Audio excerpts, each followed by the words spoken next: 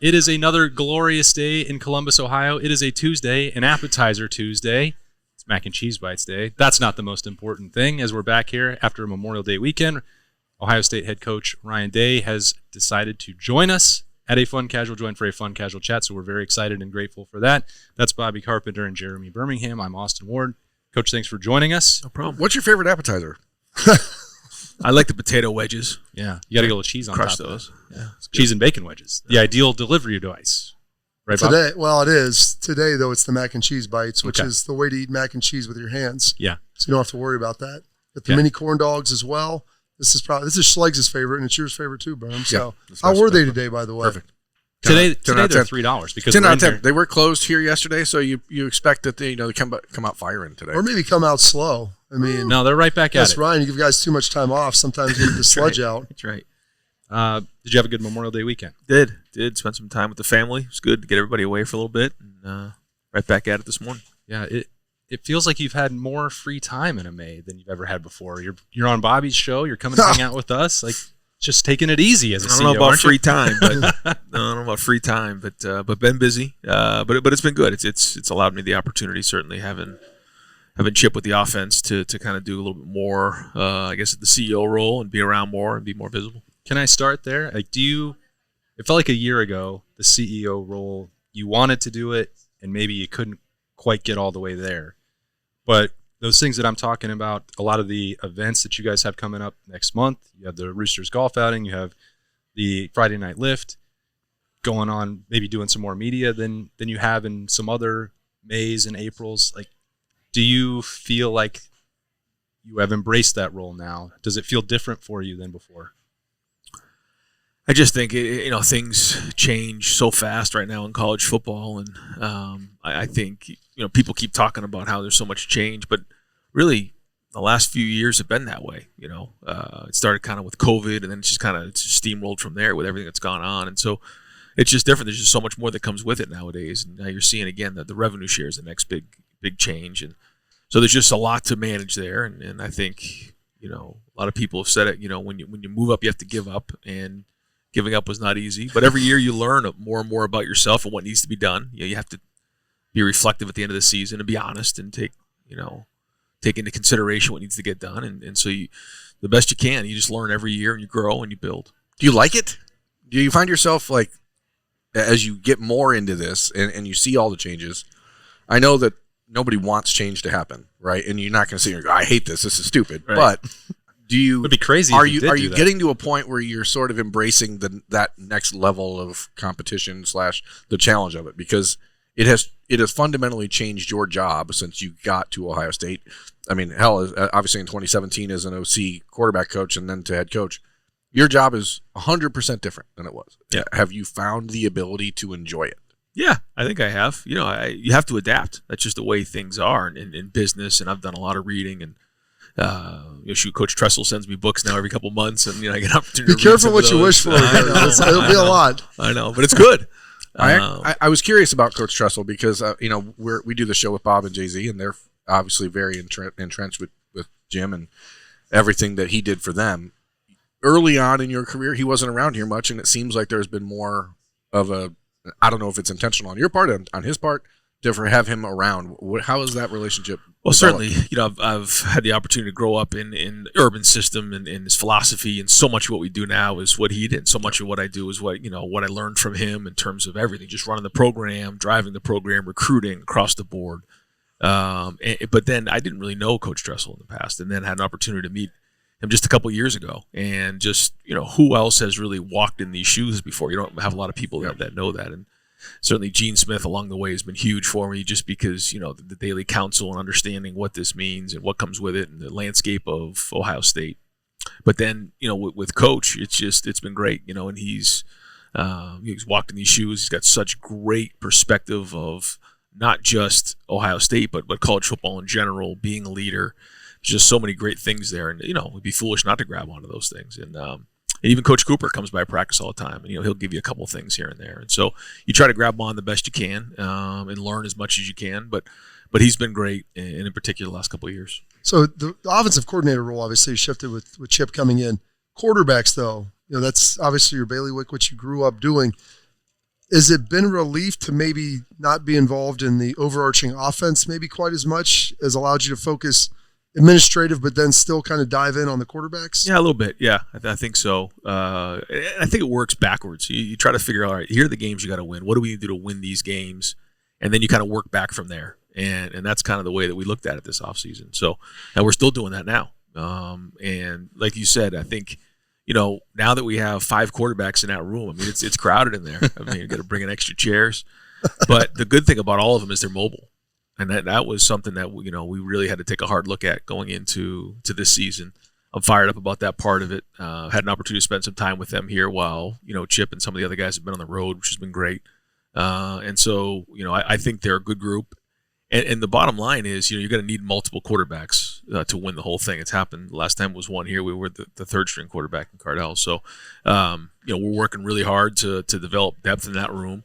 We're going to see how the preseason plays out. But June's an important time, as you know. I mean, this is a busy time for us. They get in there with Mick and really start to build the chemistry of the team. And then that jumps into July when kind of everybody's out of there and they're on their own. Bob used the word relief. Like, there's still a part of me that thinks you probably don't feel relief because you want to coach football. That's why you got into this. You want to be working with young people. And I'm not saying that you don't get an opportunity to. You said you had a chance with the quarterbacks this month when Chip's been gone. We know you did some of that with the running backs in spring. I know you really enjoyed that. Do you feel like in this CEO era that you're in, you're still going to get to coach football as much as you want to? No chance. No chance. No, not as much as I'd like to. I mean, that's something that I really enjoy. But ultimately, coaching comes down to and make an impact on young people's lives. So whether it's the X and the O's or everything else, helping them with life after football or just in general, I mean, that's why you get into coaching at any level. It doesn't matter what sport it is. And so that's what you have to stay focused on. And I think overall, I still have that impact. It's just a different version of it. And everyone out there heard you mentioned having 5 quarterbacks, so we would not be allowed to just not talk about the quarterbacks while you're here. That training camp is still a couple of months away. How did you think that went for 15 practices, managing 5, get a little taste of that? And what would be different, you think, about managing those 5 in August? Well, there's different ways to do it. We want to get a lot of reps for everybody. Eventually, you have to start to trim those reps down to the guys that are definitely going to see playing time. And I think there's ways to do that. We did it a little bit last year. We started to split the team up. There's pluses and minuses to both of those things, but we'll try to do that as best we can. Get as many reps as possible. Start to trim those down and make sure that. Here's the thing: all 5 guys, with the exception of Julian just a little bit, but the majority of those guys have the same skill set. So we're not doing one thing with somebody that we wouldn't do over here. So to rotate guys is pretty natural. Chip's done a good job of that. The guys, understand that, and we're going to try to play these guys early in the season too, and get them in games and see what it looks like. Hold on, bro. Yeah, go ahead. When I'm critical of something, I like to take accountability for it and at least get an explanation why. I watched the first couple of practices in August last year with the split offensive line, and I'm like, I hate this. It looked like so disjointed and nothing was getting done. Did you feel like it accomplished enough? Do you still think that you would do that again? Like, why might I have been wrong about that? Well, there are times during that period where you just kind of put 2 groups together and you let them go play, and you're just getting reps, like literally just getting reps, and then there's times where you put, the first group over here, the second group on the other field, the third group on the fourth. So you go like 1s and 3s, 2s and 4s. Days like that, you can get a little more chemistry with the 5 guys that are going to be playing together. So there's a lot of reasons why you would do both. But ultimately, we're trying to get as many reps as possible. It's a different philosophy, like getting the chemistry, playing the game, do those types of things a little bit different, because sometimes your position coach may not be with you. He may be on the other field. Mm-hmm. But when you're getting these reps and you're constantly banking these reps for those first couple weeks, we think it's a great way to make sure all these guys are getting these reps. You can get it on film. You can figure out what they need to improve on and go from there. Now, when it comes to playing in a game and building the chemistry, that becomes a different conversation and a different way to practice. I want to go back to quarterbacks if I can. All those guys, to a man, basically came to Ohio State to be coached as a quarterback by you.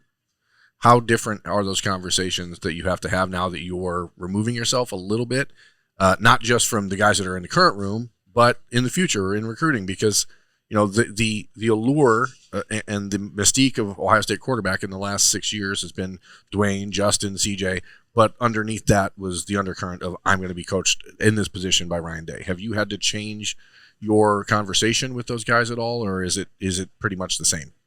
Well, first off, I just tell them that Chip coached me. So, I mean, at Yeah, least, but nobody cares about that. That was 50 years ago. well, it's true. That's true. With big pads on. I don't know if you saw that. I mean, some of those pictures now. Yeah, Awful. you were wearing linebacker. I don't know how you shoulder did it pads. then. I mean, those pads were giant. But Looked used like to- Bob's pads. used to lower the boom though when I was running the ball. You had a Dropped my neck roll at pads. quarterback. I mean, that wasn't. That wasn't very good. But anyway, I'm still involved. Yeah. I'm still there. It's still the same offense. Nothing's really changed. The passing game is going to be very similar, and there'll be some tweaks here and there. Chip's going to do things differently, but it's not a drastic difference. And I'm not all of a sudden going to just not be in any of the meetings or anything like that. I mean, that's Right, camp starts next week, right? High school recruiting camp start next week. We're still going to see you working with the quarterback. be right there. Yeah, be right there. Very much involved. So we've talked a lot about these guys coming back, and you've now been head coach for a number of years here, been a part of a lot of teams. Different feel to this team as far as chemistry thus far? No question. Yeah, no question. We just haven't had this many guys who were, senior laden come back like we did. And the other part of it is these guys have played a lot of football. You think about that class that came in with Travion and Jack and JT and even Tyleek, and these guys played a lot. Cody Simons played a lot. So I think about, the years when you played, Bobby, like, you guys were, seniors, and you had played a lot of football, and you had put a lot into the program. And, when you think about the guys who have come before, with CJ and Justin and, Trey Sermon and, Garrett Wilson and Chris Olave. Well, Chris was here for 4 years, but Jackson and, these guys weren't here for 4 years. Yeah. So there's a little bit, Paris Johnson, Luke Whippler. These guys left in 3 years. Yeah, Chase Young. Yeah, Chase. And so I'm, Jeff Okuda, Yep. and so happy for them to have these experiences to go on and play to the NFL, and they're doing great. I mean, they were ready, obviously. Yeah. But it does take a little bit away from that because you don't know until you know. And these guys have been through it. They've been in the program. They came back for a common purpose. And so because of that part of it, I think this team has a different look in their eye, and they have a different chemistry. One of the other pieces with that, you talk about the chemistry, and it's hard to develop. You talk about legacy. Legacies, it's banners, it's trophies, but having some conversations with those guys, it's also what does the room look like when you leave? That's right. And it's really hard to bestow kind of that wisdom when you're only there for 3, because probably the most impactful time is that time probably between February and August heading into your senior year, with being able not only to grow as a player, but connecting with some of the young guys and watching, Lathan Ransom with some of the young safeties and working through that, and Jack and JT with some of the young defensive linemen, and just seeing a level of connect, Donovan Jackson with the young O-line. Like, there's more of that now than probably I'd ever witnessed here in the last 3 or 4 years. Yeah. And you hear him talk about it Yeah. because when, initially when guys decide to come back, they say, well, we want a pair of gold pants. We want a tree in Buckeye Grove. We want to hoist a trophy. We want to do these things. Want a big ring. And that's great. But really, so many of these guys came back because, they want guys to be talking about them, from years from now. When they talk about Terry McLaurin and what Terry McLaurin did to that wide receiver room and what it's done. When you talk about some of the guys that have come in the past, I mean, they still tell great stories about some of the great Buckeyes that have come before. And in recruiting, we talk a lot about the tradition of Ohio State. And, we show videos about some of the old teams. And, we show videos about, some of the rivalry games that have come before and the former players, so that the guys, when they come here, they understand that this program has a past. And that past is very, very important. And they see former players come through and how much the community embraces former players. And that means a lot to these guys. And they want to come back and be proud of what they've done here. And to your point, they verbalize that now. And I think it means a lot to them. And you can see it when you look in their eyes that they want to do this because they want to come back and be proud of what they've left behind. Does it offend you personally when people suggest? You talk about all these, and I want to know. Is there another offense that's not personal for him? Yeah, Right. it could offend you, holistically or emotionally. Professional offense or personal like, offense? you have all these guys that you recruited in the class of 2021. This was your team. This is that group is really the first that was entirely yours. And you have all these guys make this decision to come back for all of the right reasons.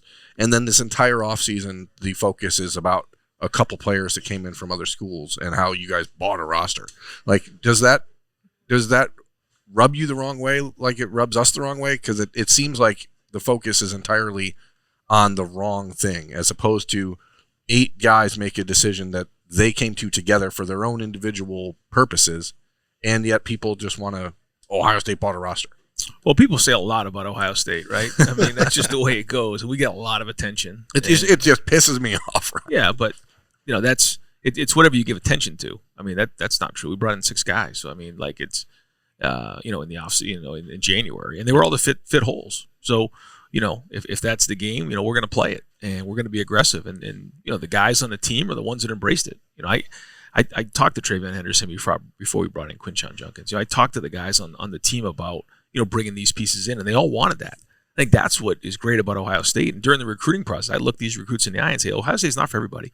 Like, if you're afraid to walk into a room with 4 other 5 stars like Marvin Harrison did, then don't come here. Like, it's just, you have to want to be great here. You don't have to be around like dogs every single day, and you want to be the best in the world at what you do, whether you're a player or you're a coach, and you can't worry about what other people say. And that's kind of like a small town mentality, or a small minded mentality, like where, you're worried about all these different things, or, guys, like JT Tuimoloau didn't worry about like staying close to home, or Jeremiah Smith didn't worry about staying close to home, or Garrett Wilson didn't worry about staying close to home, or Donovan Jackson. These guys thought big. And the big was like, hey, let's go to the best place in America that's going to develop me, the place that's, the hardest to get on the field. But when I do, there's no limit to what you can have. And that's just the way it's going to be at Ohio State. And, C.J. Stroud said, pressure's a privilege. And if you're not willing to embrace that and understand what comes with that, like, this isn't the right place for you. But this is the right place for those guys, and they're here for a reason.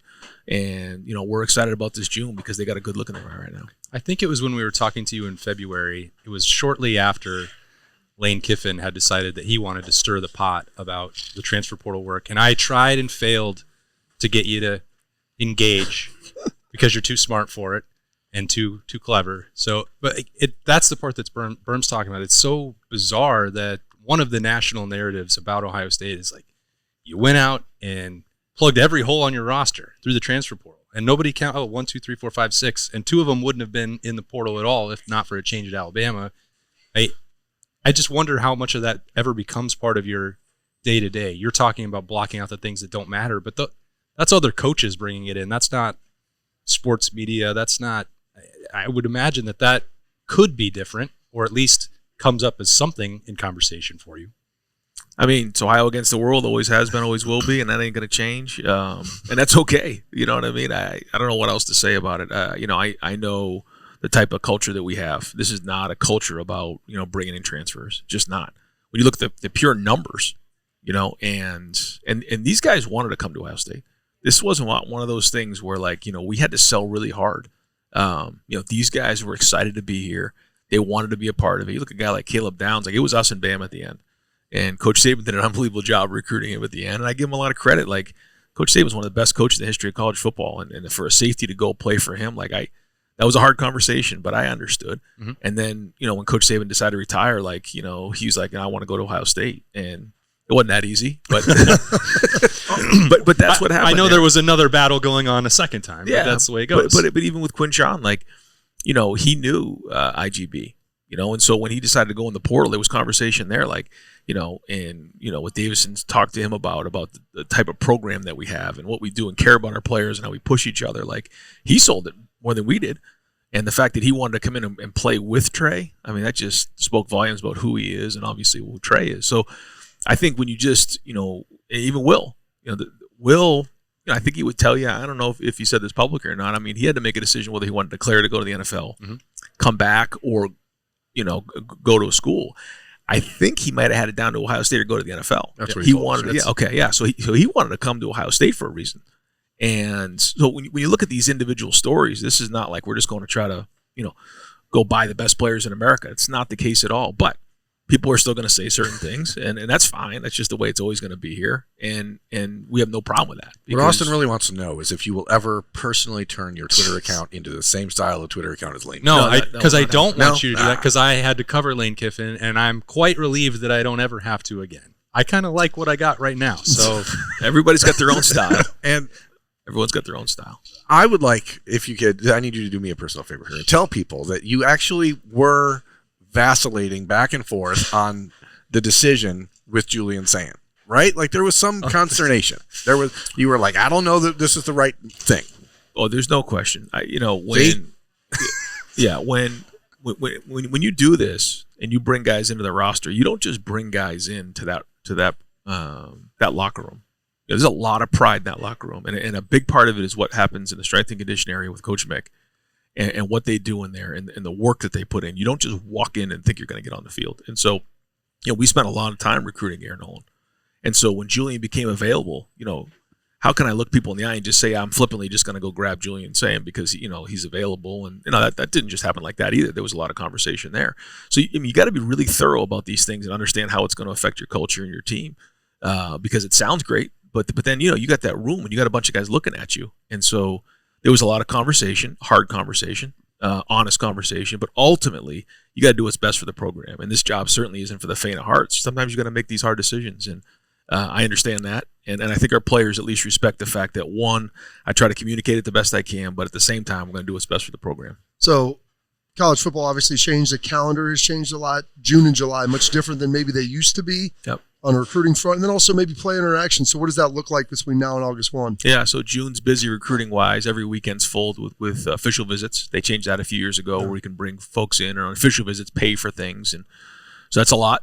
How many of those you try to get done before the season? I mean, what's the percentage split you think? I'd say like 95. Okay. Yeah, we like to get them in. I think when folks come in during the season, they get a chance to see the game, but they don't get a chance to see the coaches. And we're so dialed into the team. We think that's the most important thing. So we really try to get as many of those in June as we can. Now, June's a bear. It's hard. It's a lot. Like Mark Pantoni, Aaron Dunstan, Murph, and Sam. I mean, they do an unbelievable job because you got them for 48 hours. You think about a wedding lasts for what, 3-4 hours. You're getting like anywhere from 10 to 14 recruits and their parents and their families. Multiply that times 3-4. It's a destination wedding. Man, oh man, it's a lot. It's a lot going on. So everybody's on call, and it's a lot. But you get to put Columbus, right at the front of it, and you get to really display it, which is great. They get around our players because our players are now doing all the workouts. We have high school camps in June, which are great. Have some of the high school players come in. We have 2 7-on-7s that are going on. And then a chance to be around our players and our team. For the current roster, Ryan, we get this question a lot, and it's sometimes difficult to nail down. I know that at some point in the last decade or so, they changed the rule about how much time coaches could have with players in the summer, meetings, what the workouts could look like. Like, how are those actually set up for the current roster? Yeah, so you get 8 hours a week, and that's mostly in strength and conditioning. They'd have opened up a few things. It allows you to do a few things with them on the field, but still, no, you can't go against anybody or anything like that. And there's certainly still a lot of restrictions, and we do have some discretionary weeks as well mixed into there. So, all right, we're going to let you go. You have a very busy stretch coming up. Obviously, we appreciate you giving us this time.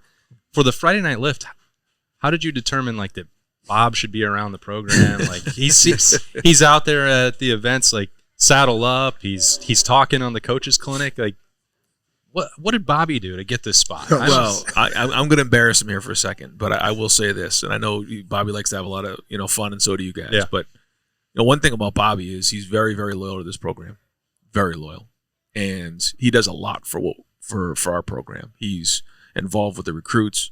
He's on the radio pumping up our program all the time, and he's a true Buckeye. And what I've seen him do for this community and the Buckeye Cruise for Cancer, it is tremendous. And I don't think I ever thank you, Bobby, for that, because I'm not trying to get over dramatic on Plus, this. he's got shankability. But I know you want to joke around, but I'm just telling you, what he does for our program means a lot. It means a lot to me, and it means a lot to our program. And he's always, he's a Buckeye for life, but he lives it every day. And I know it means a lot to him.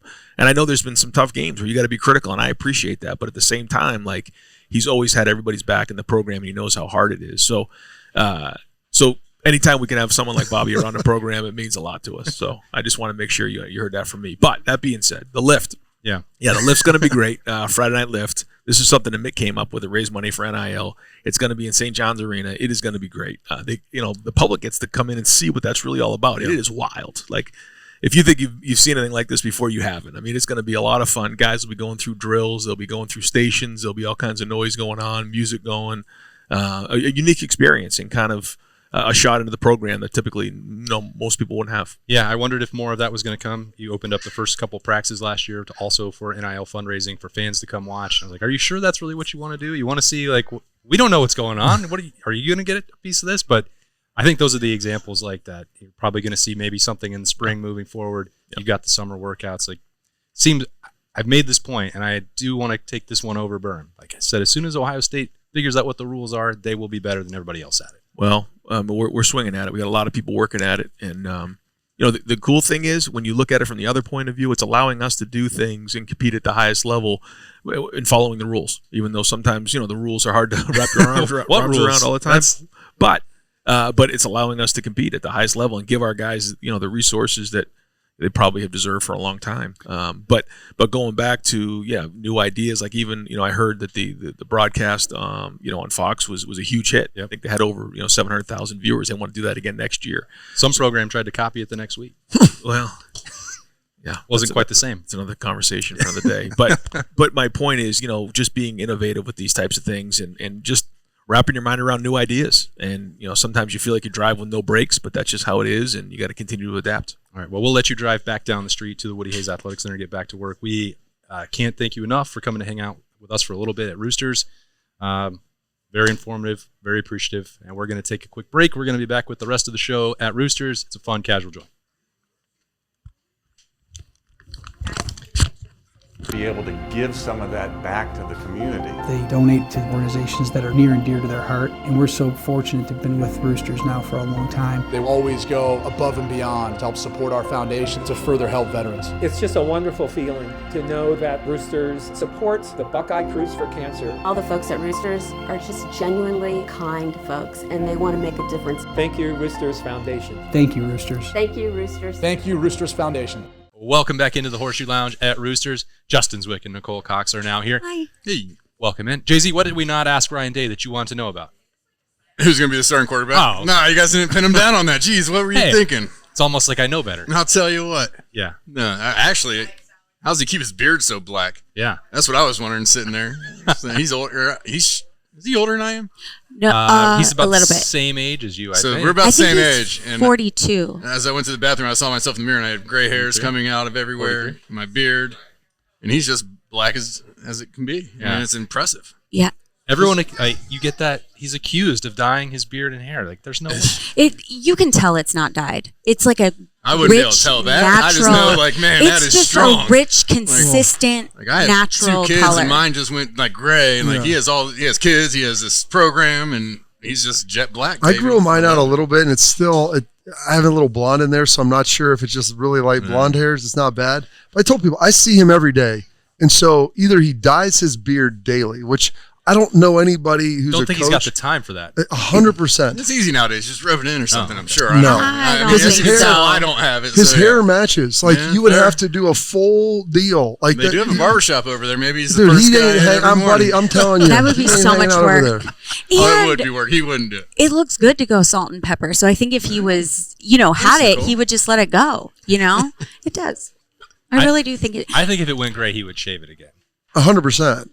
Really? I don't think he would. I don't know, want but that. I like him part with of the beard, though. part of the mystique of Ryan Day is like that he's still one of the youngest head coaches at the Power 5 Is he level. 40? Is he 44? Berm said he is the same age as Ryan Day. You can still tell he's God. young. 44, keeps- 45. That's I don't I think know he's if I should say 43. congrats to Ryan or say Berm. What's going on? We got to concern figure for something out, Berm. Aw, no. What's what? But really, this is the first time that the head coach of Ohio State has ever been like a contemporary of mine. It's in a unique situation, right. Because he starts talking about like when we played.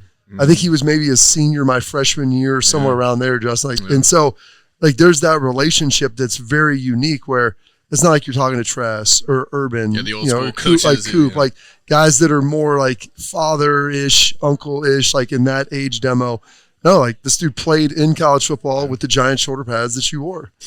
I do think we've talked about this a couple times. After he went on the Morning Juice a couple weeks ago, doing these events, he does seem, and maybe it's a product of being raised in coaching and playing in a different generation. He seems more open to making the adjustments, I think, than perhaps Urban would have or Jim Tressel would have. Now, that's impossible for me to prove or say.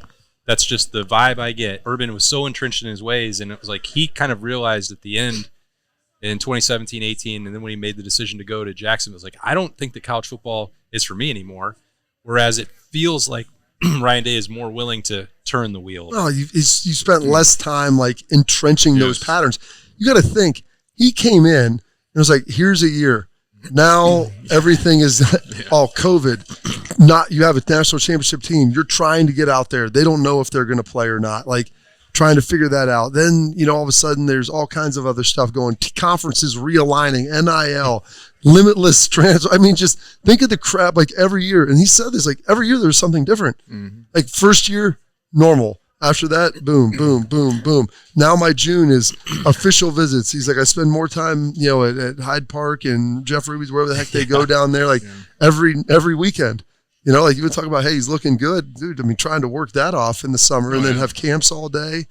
Oh, it's a lot. Yeah, I think it has to do with age too. I think if you've been, like you said, set in your ways for so long, and these older coaches, I would be too tired to want to take on a whole new process, like of my job title just changing completely like that. I think when you're still kind of around our age, it's a challenge is somewhat Nicole, fun. you're significantly younger than we are, so let everybody know. Thank that. you. I appreciate that. I appreciate that. That makes me feel really good, even though As I'm you get not. older, you get more grumpy, though, I feel like, at least in my life. So I feel like these older coaches are like, I'm not dealing with this stuff. Like I'm imagine, not trying to change and figure out how to work this. I'm retired. They coaching, it's so, football, it's so cyclical with a pattern, and within the day, within the month, within the season, over the year. And so imagine, Nicole, you've done the same thing at Roosters a long time. Yeah, there's little tweaks here and there, and then one day they're like, yeah, we're going to start serving breakfast, and we're not going to do dinner anymore. So figure that out for us. Yeah. I don't think want at to figure this that point, out. I wouldn't either. At that age, I wouldn't want to. And the customers get to name their price. Yeah. Exactly. At that, Make that work. I just You wouldn't actually have to at that pay age. them to come into your store. At this age, though, I think you do have the mindset of, I feel like, well, it's how you want to look at it. You can look at the positive side of it. It makes us stronger, and it makes us better as, a leader to just try to adjust and try to make these things happen. Is it fair that I just hope it never takes away from what he loves about his job. That's when it's hard, like coaches go into it for the passion they have. They give, 100 and I'm going to say 20%, just above and beyond. Yeah. Above and beyond. And so 4 to 6 plus 2.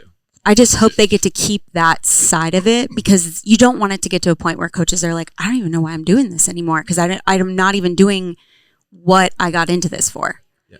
Bob, I tried to get at that with him a little bit, and I don't think that he can really answer it directly. Do you think that he is still enjoying it right now? Or I think so. I mean, a lot of things have gone right. So when things are going well, life is just a little easier. Yeah. When things are going bad, like you go fast forward to like January 1, 2, 3, 4, 5, probably not as good. Or when you get Bill O'Brien, then he leaves. Like it just, things were up in the air. Or before you had secured a quarterback, before Caleb Downs had come, like before these different things had happened. But there was just so much momentum, and things have kind of smoothed over. And then you get Chip, and things are moving in the right direction. Recruiting's going well. Like the NIL, some of the stuff that's happening universally in college football with the sharing of revenue, I feel like, hey, he can kind of start to see this stuff honed down. And, when Chip was out, like he's like, they get a chance to spend some more time with the quarterbacks, and his ability to call plays and stuff. Yeah, you always love that. But honestly, it's like the individualized coaching. And so for him, and I brought it up, like my dad, he coached, high school football. Obviously, it's a much different paradigm.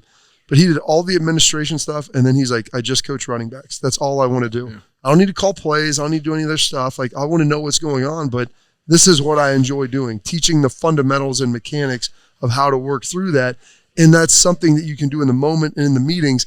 But when you're done, it's not like you're just give me all this information of trying to put together a game plan and know enough about it to be able to call it. So I think that it's just kind of settling into a new norm, like a new paradigm for him. I think it was just such wild, wild west there. I mean, you talk about COVID into the NIL to the, transfer whenever you want to. Like they're almost just trying to hold on and not get blown off. Like what is happening right now? Now, like you talked about, maybe he's seeing it calm down a little bit more. Schools are getting involved. It's not going to be that last 3 years where it's just been absolutely crazy and anybody can do whatever they want. And hopefully, with the schools getting involved in paying these guys, it calms down. The uncertainty of Gene leaving. Like Gene made the announcement. He's going to bring it in. the guy. It's one thing after another. Think of all the things he has, quote unquote, survived. I mean, you look at him like, way to go, coach. And I always include 2019 because it wasn't like it was the most smooth ride to the playoff. You had the Chase Young suspension, which was not something that a lot of coaches had dealt with. And then, so you got to the end, and then you got absolutely screwed in every single way in the Fiesta Bowl. And that's the end of his year one, a national title opportunity that was literally ripped away from him by an official in Birmingham, Alabama, 1,000 miles away. So I include 2019. Yeah. Your response to that, how you handled that, and then go into COVID. It's like also, he started as an interim coach during a suspension for Urban Meyer for 3 weeks. It's like predates when he took control officially.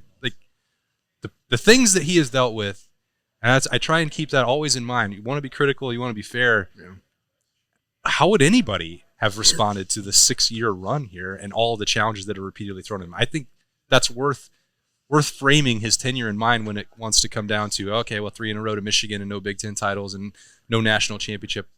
Well, it's not maybe as simple as that. And I think you've seen coaches over the history, and I'll have to do a little research because I had some in mind, but just bringing that up, who I don't want to say it was a really fast start and then maybe had hiccups here or there and all these different issues, and then really begin to kind of hit their stride a little bit later, especially when they're younger coaches. And you'll learn on the job, and learning on the job is painful. And I think Dabo had to do that pretty significantly. Absolutely, and it's not an easy thing. And so you always remember. You look at it, it's very interesting because you look at Marcus Freeman. It was his first job, and it's a big job at Notre Dame. Even Sharon Moore up at Michigan, like this is his first job now, and he's kind of doing a little bit of what Ryan Day did before, where you're the interim coach, and you're like the substitute teacher, the babysitter. Like you get to handle the problems immediately in front of you. But you don't have to handle the whole overarching year-round problems. And now he's going to have that on his plate. But you look at some of the up and down with Marcus at Notre Dame. Like, hey, you lose to Ohio State, close game. Then you'll lose to Marshall. You beat Clemson. Like, you'll lose to some other games that you shouldn't. And it's just the highs and lows of trying to, like, level that for your players is really hard. That's where I think the standard comes into play. In the sense of... Got her, Bob. She's on team standard as standard. What's going on here? Because...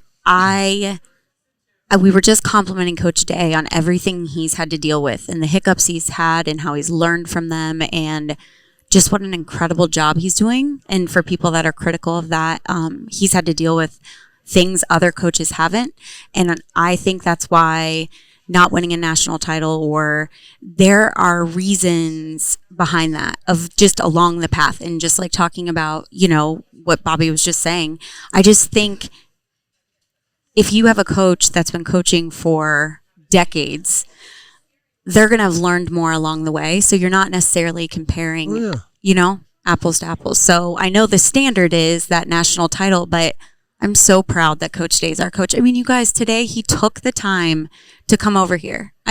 You know how much that means to me. I know his schedule, I feel like his schedule is insane. I've seen it. I've seen what he does. Yeah. And for him to just be like, yeah, I'll come over and do the show. I mean, that's the nicest thing ever. And just shows how much he cares about just the entire community and the fans and everyone.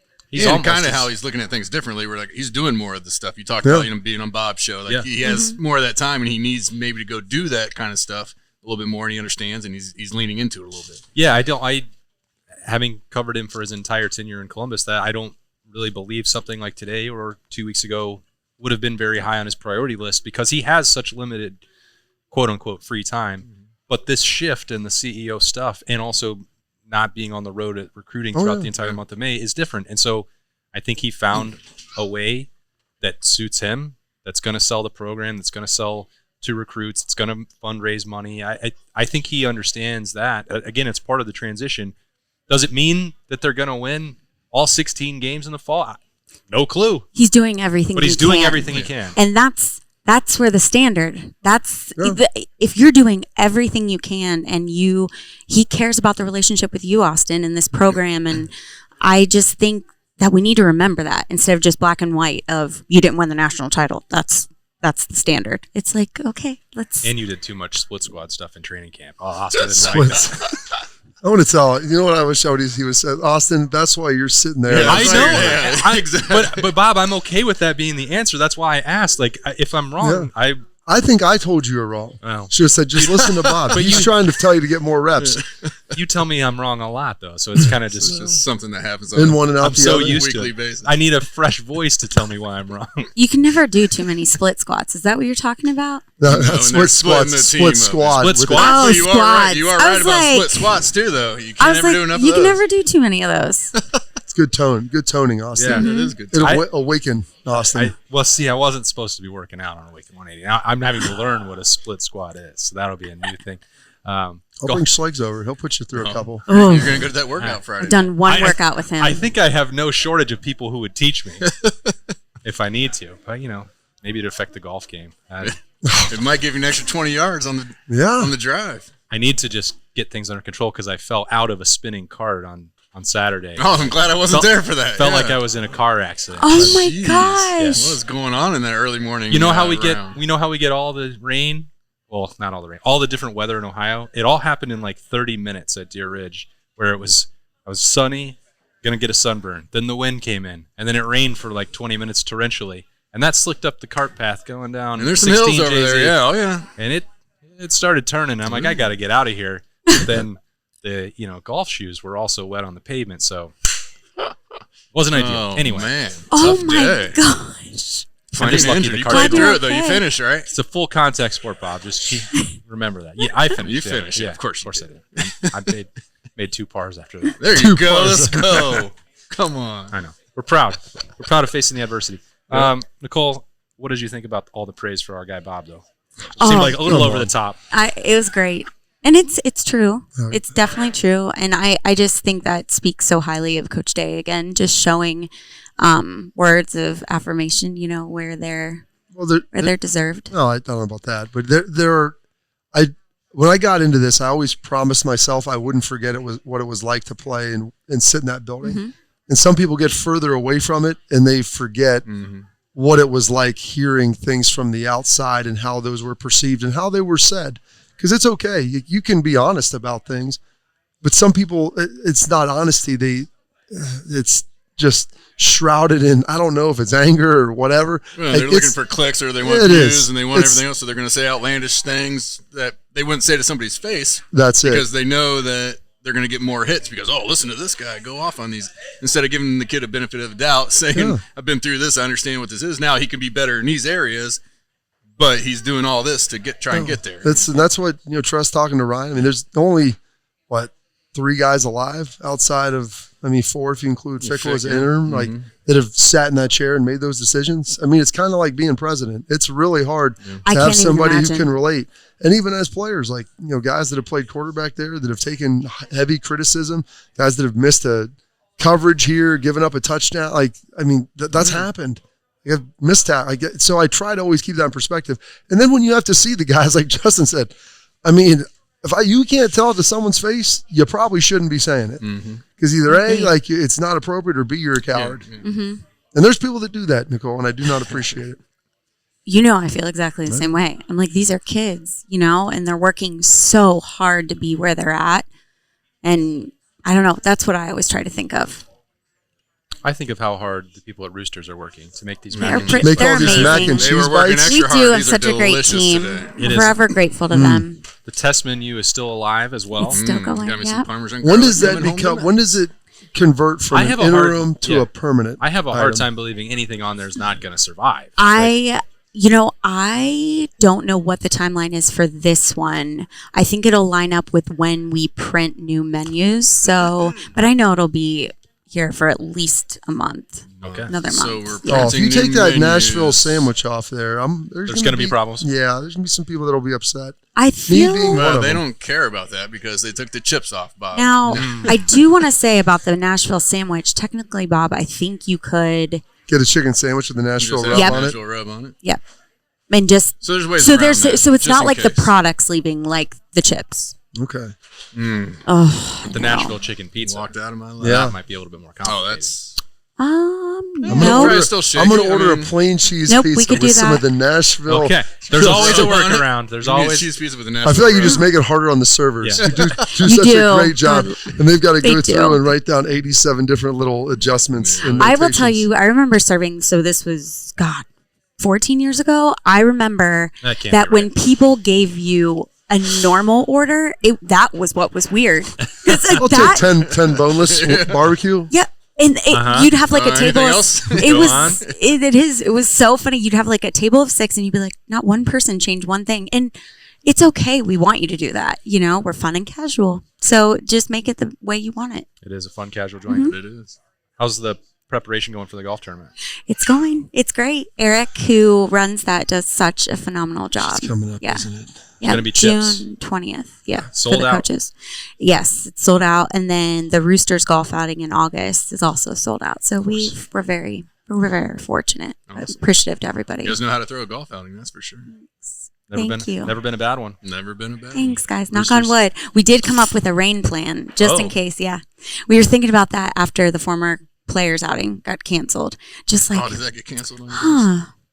Yeah, we were like, we got to think about how we're going to handle this. So we think we got a good There's little a plan plan. B. Yep. All right. Love Yeah. hearing that. I know. All right. Anything? Hey, it's backup of backup plans. You know that's my thing. Plan B and C. Yeah, I love to hear that. Anything else going on, Roosters? No, just huge thank you to Coach Day for coming out today. It was just so kind of him, very, very kind, and to fans we have here today that are so nice. Had a little break in their day. Yeah, so thank you guys. Yep. We sincerely appreciate Ryan Day hanging out with us. I appreciate Nicole Cox, Jeremy Birmingham, Justin Zwick, and Bobby Carpenter for talking with me this week in the Horseshoe Lounge at Roosters. Be back again next Monday on the normal schedule. We'll see you then. Have a great week.